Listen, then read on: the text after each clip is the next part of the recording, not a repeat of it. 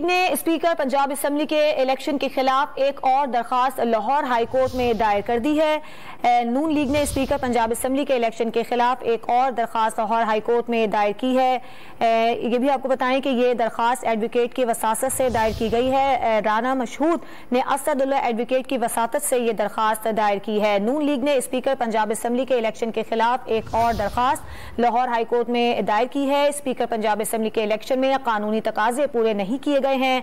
दरखास्त में ये मौक़िफ़ इख्तियार किया गया है। नून लीग ने स्पीकर पंजाब असम्बली के इलेक्शन के खिलाफ एक और दरखास्त दायर कर दी है लाहौर हाई कोर्ट में, और इसमें मौक़िफ़ ये इख्तियार किया गया है कि स्पीकर पंजाब असम्बली के इलेक्शन में कानूनी तकाजे पूरे नहीं किए गए हैं।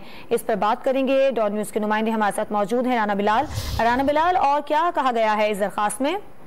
बिल्कुल, मुस्लिम लीग नून ने स्पीकर पंजाब असम्बली के इलेक्शन के खिलाफ लाहौर हाई कोर्ट में एक और आईनी दरखास्त दायर की है, और ये दरखास्त MP राना मशहूद की जानिब से दायर की गई है, जिसमें ये मौक़िफ़ इख्तियार किया गया है कि स्पीकर पंजाब असम्बली के इलेक्शन में जो कानूनी तकाजे हैं वो पूरे नहीं किए गए। स्पीकर पंजाब असम्बली के इलेक्शन खुफिया शुमारी के जरिए होते हैं, लेकिन इस इलेक्शन में बैलेट पेपर पर सीरियल नंबर दर्ज करना आइन की और कानून की खिलाफ वर्जी है।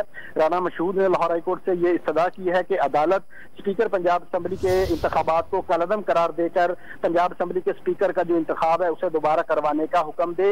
इससे पहले मुस्लिम लीग नून के जो उम्मीदवार थे स्पीकर के सैफुल मुलूक की जानिब से भी लाहौर हाई कोर्ट में एक दरखास्त दायर हो चुकी है, उस पर भी वो दरखास्त भी जेरे समात है। तो हम अब एक नई दरखास्त मुस्लिम लीग नून ने राना मशहूद के जरिए जो है वो लाहौर हाई कोर्ट में दायर कर दी है।